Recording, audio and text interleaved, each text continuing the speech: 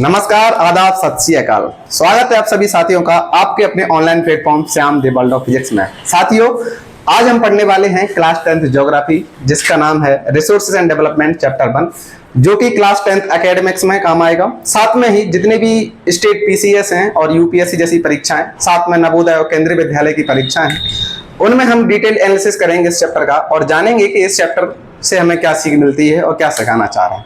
तो चलिए साथी शुरुआत करते हैं इस चैप्टर की डेफिनेशन से। तो चैप्टर की डेफिनेशन ये है कि चैप्टर का नाम है what is resource and development. तो रिसोर्स क्या है, सबसे पहले हम ये जानने की कोशिश करेंगे। दोस्तों, जैसा कि एनसीईआरटी में डेफिनेशन में दिया हुआ है कि resource everything available in the environment which can be used to satisfy our needs provided it is technologically accessible, economically feasible and culturally acceptable can be termed as resources. आप बोलेंगे sir ये तो एक डेफिनेशन हम भी पढ़ सकते थे, तो आप क्या कर रहे हैं। मैंने कहा एक मिनट रुको, इस चैप्टर को शुरू करने से पहले आपके पास एक एक्टिविटी दी जा रही है और आपको जो एक्टिविटी दी जा रही है वो ये है कि आप अपने चारों ओर देखिए। क्या इतनी सी एक्टिविटी है? मैंने कहा इतनी ही एक्टिविटी, आप देखिए चारों ओर। तो आपने नजरें घुमाई तो आपने देखा कि सर ऊपर फैन है, मैंने देखा तो मेरे हाथ में मार्कर है, मेरे इधर ये व्हाइट बोर्ड है, आपने देखा होगा कि सर बगल में पिताजी बैठे हुए हैं, ठीक है, बहुत बढ़िया। और आपने बोला सर चेयर भी रखी है, और आपने बोला सर मेरे पास एक पेन भी है, टेक्स्ट बुक भी है, ठीक है। मैंने कहा बाहर देखो जरा। आपने कहा सर बाहर बाइक रखी है, किसी ने कहा सर कार रखी है, तो किसी ने कहा सर चाचा जी का मकान है। मैंने कहा अब ठीक है, एक्टिविटी कंप्लीट है। जो एग्जाम्पल्स या जो चीज आपने देखी वो आप हमें बताइए। आपने कहा सर जब हम कमरे के अंदर थे तो हमने देखा फैन, सर हमने देखा क्या, बुक, सर मैंने देखा मेरी पेन, ठीक है, मैंने देखी सर मेरी पेन, मैंने देखी मेरी टेक्स्ट बुक तो हो ही गई, ठीक है। सर मेरे बगल में बैठे थे पिताजी, तो मैंने उनको देखा तो लिखा फादर, अगर माताजी भी बैठी हूं तो मदर, भाई बहन सभी है ना। सर आपने कहा था कि बाहर देखो, तो जब मैंने बाहर देखा तो बाहर मुझे दिखी कार, मुझे सर दिखी बाइक, कुछ मशीन्स भी दिखी। मैंने कहा ये सब हुआ। आपने कहा सर बिल्डिंग भी तो दिखी। मैंने कहा ठीक है यार, बिल्डिंग भी दिखी, लो भाई। अब समझने वाली बात यह है कि इस चीज से हम समझाना क्या चाह रहे हैं या हम समझना क्या चाह रहे हैं। तो मैंने कहा इस चीज से हम समझना ये चाह रहे हैं।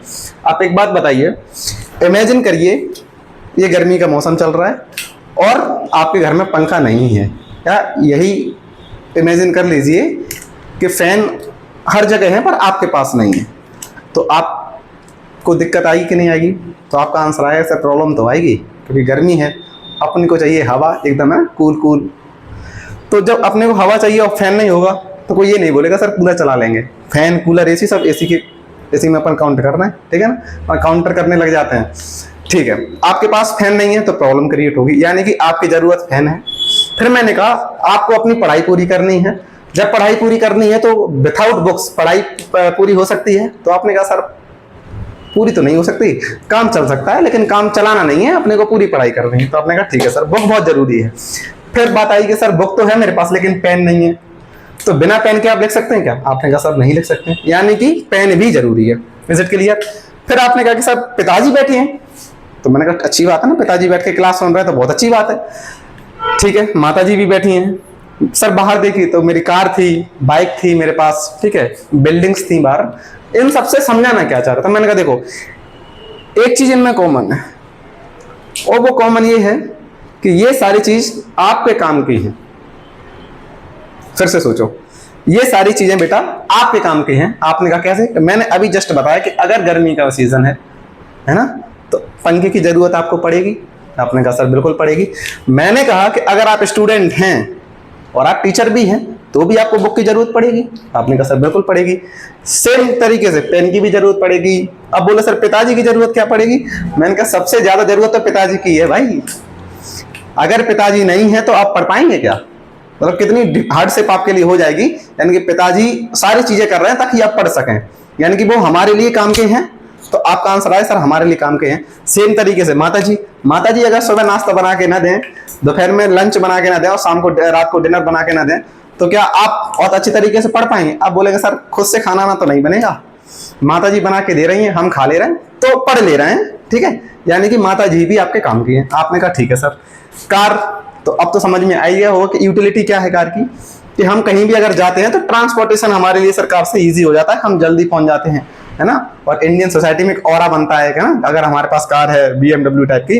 बाइक तो ये अपने लोगों के लिए है कि अगर सोलो ट्रेवलिंग करनी हो तो बाइक ठीक है। मशीन्स वगैरह जो भी हम देखते हैं।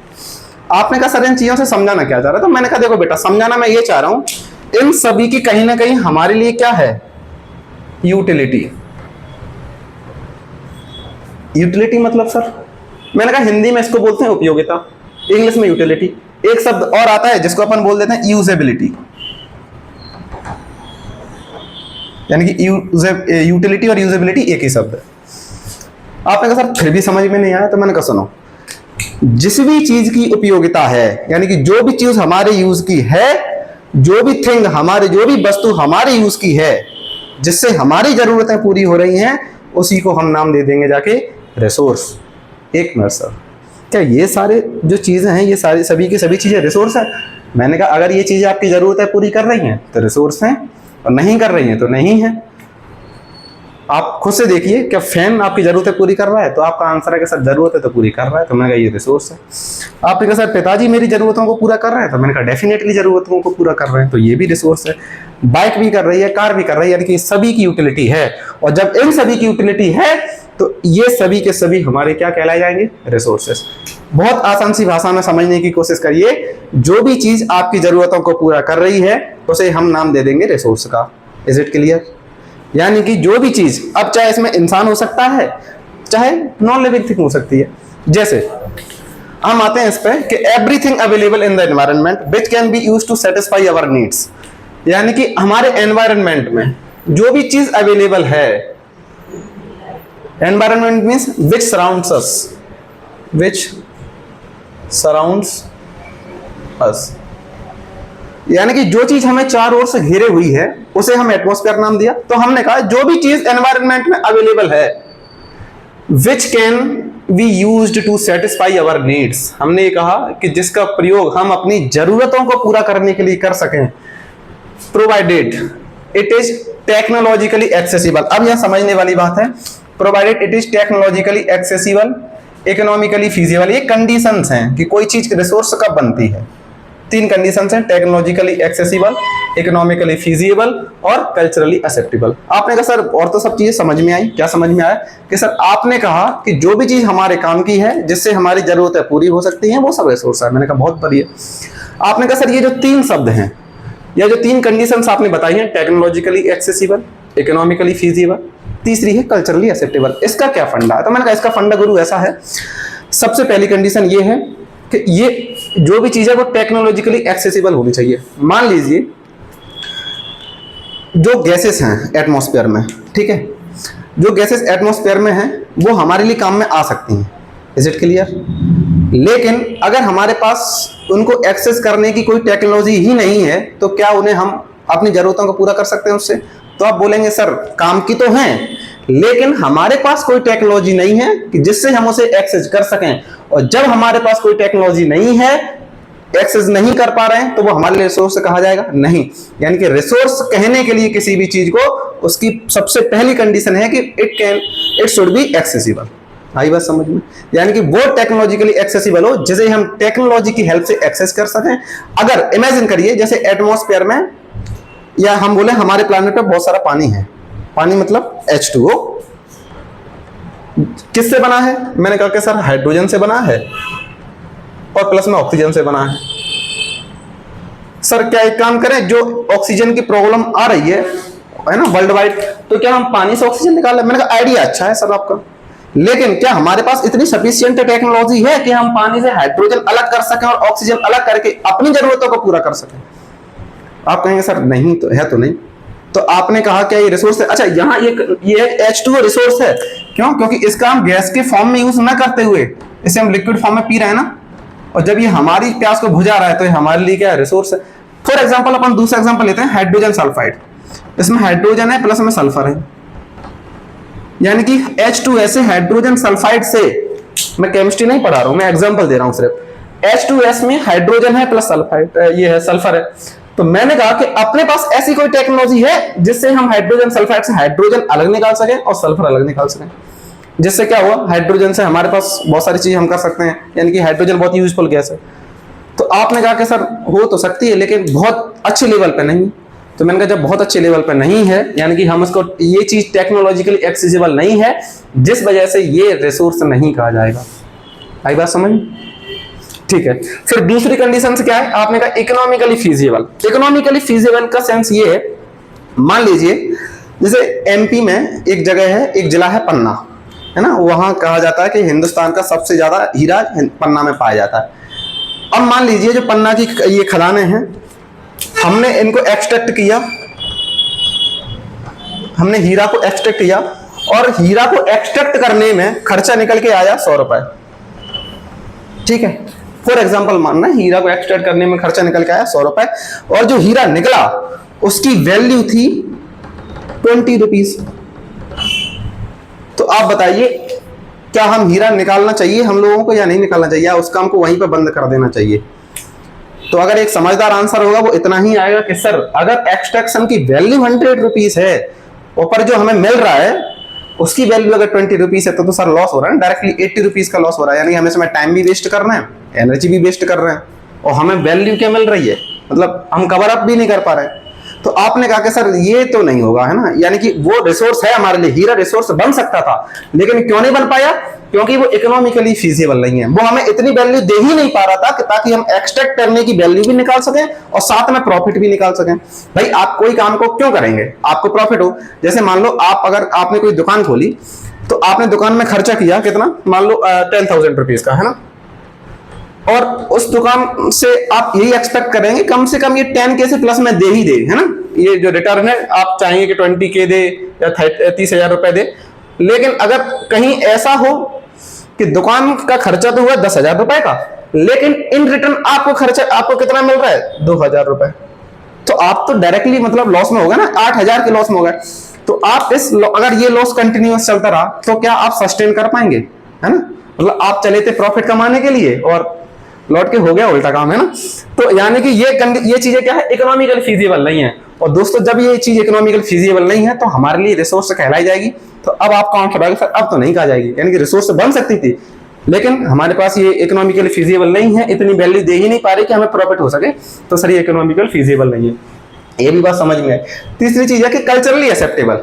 अब ये सोसाइटी में या हमारे कल्चर में ये एक्सेप्टेबल होनी चाहिए। जैसे मैंने कहा, जैसे हम या गवर्नमेंट ऑफ इंडिया बहुत सारी जगह माइनिंग करती है, ठीक है ना, जैसे बहुत सारे प्लेट्यूज में जंगल काटे वगैरह जाते हैं, तो जंगल वगैरह काटे जा रहे हैं, तो वहां की जो लोकल ट्राइब्स होते हैं, ये वहां के जो लोकल पीपल होते हैं, ये विद्रोह करते हैं। क्यों करते हैं? ताकि अपने रिसोर्सेज को वो बचा सकें, जिससे वो सस्टेन कर रहे हैं, है ना, क्योंकि वो लोग तो उन्हीं फॉरेस्ट पर डिपेंड है, उन्हीं के जो फॉरेस्ट मटेरियल्स है उन पर डिपेंड है। अगर वही फॉरेस्ट काट लिए जाएंगे तो वो लोग कहाँ जाएंगे, है ना। यानी कि अब गवर्नमेंट कुछ ऐसा करे कि उनके लिए भी कंपनसेशन करे, उन्हें शिफ्ट करे किसी जगह पर, उनके लिए एम्प्लॉयमेंट की व्यवस्था करे, तो वो लोग विद्रोह नहीं करेंगे। यानी कि कल्चरली एक्सेप्टेबल भी हो, कहीं ऐसा ना हो कि लोग इतना ज्यादा विद्रोह करें कि जिससे जान माल की हानि हो, तो वो चीज रिसोर्स भी नहीं बन पाएगी, है ना, क्योंकि वो चीज हम पूरी तरीके से एक्सट्रैक्ट कर ही नहीं पाएंगे जिसमें इतने सारे ऑब्स्ट्रक्शंस आएंगे, है ना। यानी कि हमें समझ में आया कि सर कोई चीज रिसोर्स तब बनती है जब वो टेक्नोलॉजिकली एक्सेसिबल हो, सेकंड इकोनॉमिकली फीजिबल हो, और तीसरा कल्चरली एक्सेप्टेबल हो। यहां तक बात समझ में आई? डन। अब हमने कहा कि सर रिलेशनशिप क्या है, दूसरा जो टॉपिक है वो हमारा है relationship between nature, technology and institution. तो मैंने कहा जो रिलेशनशिप है इसको अपन समझते हैं। जो भी चीज हमें मिलती है सभी को पता है, कोई कहीं से लेके नहीं आया, इंसान तो लेके नहीं आया, तो कौन लेके आया? सबने कहा कि सर सब कुछ ना कुछ नेचर से ही मिला है, इंसानों ने मॉडिफाई कर दिया है अपनी जरूरतों के हिसाब से। तो आपने कहा कि सर बात तो वैसे सही है कि अगर हम कोई भी मेटल यूज कर रहे हैं तो किसी न किसी और से आया होगा, और हमें नेचर से मिला है।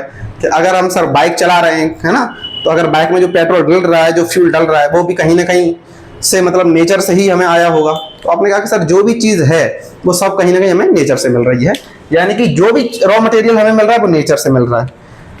ह्यूमन बींग्स ने, समझना रिलेशनशिप क्या है, ह्यूमन बींग्स ने रॉ मटेरियल को नेचर से प्राप्त किया, है ना, ह्यूमन बींग ने रॉ मटेरियल को नेचर से ऑब्टेन किया, अपने दिमाग से और अपनी स्किल्स से, है ना, अपनी नॉलेज से और अपनी स्किल्स से उसने ऐसी टेक्नोलॉजी डेवलप करी कि वो चीज, यानी कि वो जो नेचुरल रिसोर्स थे, यानी कि वो नेचुरल रिसोर्स जो किससे प्राप्त हुए थे, नेचर से प्राप्त हुए थे, अब वो इंसानों के काम में आ रहा है। आई बात समझ में? या हम ऐसे बोलते हैं नेचुरल थिंग्स, जो प्रकृति में चीजें थी, इंसान ने टेक्नोलॉजी से उनको क्या बना दिया, नेचुरल रिसोर्स बना दिया। आई बात समझ में? यानी कि देखो, नेचर में बहुत सारी चीज अवेलेबल है, अगर इंसान अपने दिमाग से, अपनी नॉलेज से और अपने सोचने के तरीके से, अपनी स्किल से अगर उन चीजों को मॉडिफाई नहीं करे तो वो चीज कभी रिसोर्स बन ही नहीं पाएगी। जैसे मान लो आपने कहा कि सर फॉरेस्ट है, मेरे को फर्नीचर चाहिए था, ठीक है, फॉर एग्जांपल हमें चाहिए था फर्नीचर। आपको पता है कि सर जंगल में बहुत लकड़ियां हैं, लेकिन अगर किसी इंसान के पास उस फर्नीचर को बनाने की नॉलेज है ही नहीं, उस फर्नीचर को डिजाइन करने की स्किल है ही नहीं, तो वो लकड़ी जो जंगल में इतने बड़े लेवल पे थी, वो फर्नीचर नहीं बन पाया, तो क्या वो लकड़ी हमारे लिए रिसोर्स बन पाई? तो आपका आंसर आया कि सर वो लकड़ी हमारे लिए रिसोर्स नहीं बन पाई। क्यों नहीं बन पाई? क्योंकि हमने उसका यूज ही नहीं कर पाया ना, क्योंकि हमारे पास टेक्नोलॉजी थी नहीं। फिर से वही पॉइंट यहाँ पे आया कि वो चीज टेक्नोलॉजिकली एक्सेसिबल होनी चाहिए। हमने कहा किसी भी, अब जैसे इसमें फर्नीचर में मान लो कम टेक्नोलॉजी है, कोई और एग्जांपल ले लो, ठीक है, तो इसमें टेक्नोलॉजी का हमने यूज करके, अब जिसमें हम नॉलेज भी जोड़ सकते हैं, स्किल भी जोड़ सकते हैं, यानी कि हमने अपनी नॉलेज से और स्किल से उस सामान को किस में बदल दिया कि नेचुरल ऑब्जेक्ट है, नेचुरल थिंग से नेचुरल रिसोर्स में बदल दिया। बोलो बात समझ में आई? या नेचुरल रिसोर्स क्यों, अच्छा इसको नेचुरल रिसोर्स बोल दो, चाहे ह्यूमन मेड रिसोर्स बोल दो। आई बात समझ में? समझाना का मतलब यहाँ अपने को यह समझना है कि कोई भी चीज कब रिसोर्स बनती है। जैसे मान लो यहाँ नेचुरल हटा दें, अब बहुत आसान हो जाएगा समझने में। हमारे पास कोई भी चीज अवेलेबल थी एनवायरनमेंट में, हमने अपनी टेक्नोलॉजी, अपनी नॉलेज और अपनी स्किल से उसको किस में बदल दिया, रिसोर्स में। आई बात समझ में? ठीक है सर। अब आते हैं कि सर ये इंस्टीट्यूशंस क्या हैं। तो मैंने कहा देखो यार, बात मतलब बहुत आसान सी भाषा में समझने की कोशिश करिएगा। हमारे यहाँ पे कोयला है, सबको पता है, ये किस में काम आता है, फॉर एनर्जी नीड्स, है ना, हमारी जितनी भी ऊर्जा की जरूरतें हैं उनके लिए कोयला काम में आता है। अब इंसान ही है जिन्होंने कोल का एक्सट्रैक्शन किया, ठीक है, इंसानों ने कोल का एक्सट्रैक्शन किया कहां से, नेचर से। कैसे कर पाए? क्योंकि उनके पास टेक्नोलॉजी थी ड्रिल करने की, माइन करने की, है ना, तो उन्होंने अपनी टेक्नोलॉजी से कोल को एक्सट्रैक्ट किया, अपनी ऊर्जा की जरूरतें उन्होंने पूरी करी। लेकिन ये चीज कंटिन्यू करती रहे, यानी कि हमें भी मिलती रहे, हमारी आने वाली जनरेशन को भी मिलती रहे, इसके लिए उन्होंने फॉर्म की इंस्टीट्यूशंस, संस्थाएं, ताकि ये काम या ये जो टेक्नोलॉजी यूज करके हम लोगों ने कोल को अपनी एनर्जी नीड्स के लिए तैयार कर लिया है, ये चीज आगे चलती हुई, यानी कि हमारी जो भी जनरेशन आएगी उसकी जरूरतों को पूरा करे। जैसे अगर हम कोयले की ही बात करें तो एक इंस्टीट्यूशन हमारे इंडिया में काम करती है, वो है कोल इंडिया लिमिटेड।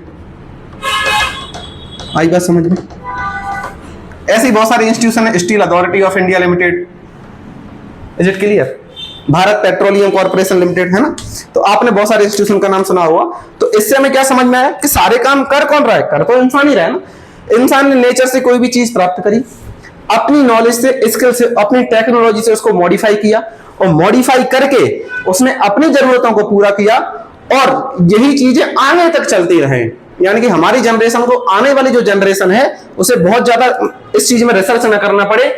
इसलिए उन्होंने इंस्टीट्यूशन को फॉर्म किया, ताकि जो जरूरतें हमारी पूरी हो रही वही जरूरतें हमारी आने वाली जनरेशन की पूरी। उम्मीद करते हैं आपको इतनी चीज समझ में आई हो। तो साथियों, आज के टॉपिक में हमने जाना कि व्हाट इज रिसोर्स, डेफिनेशन क्या है रिसोर्स की, फिर हमने जाना कि what is the relationship between nature, technology and institution. अगले वीडियो में हम ये जानने की कोशिश करेंगे what are types of resources, है ना। धन्यवाद।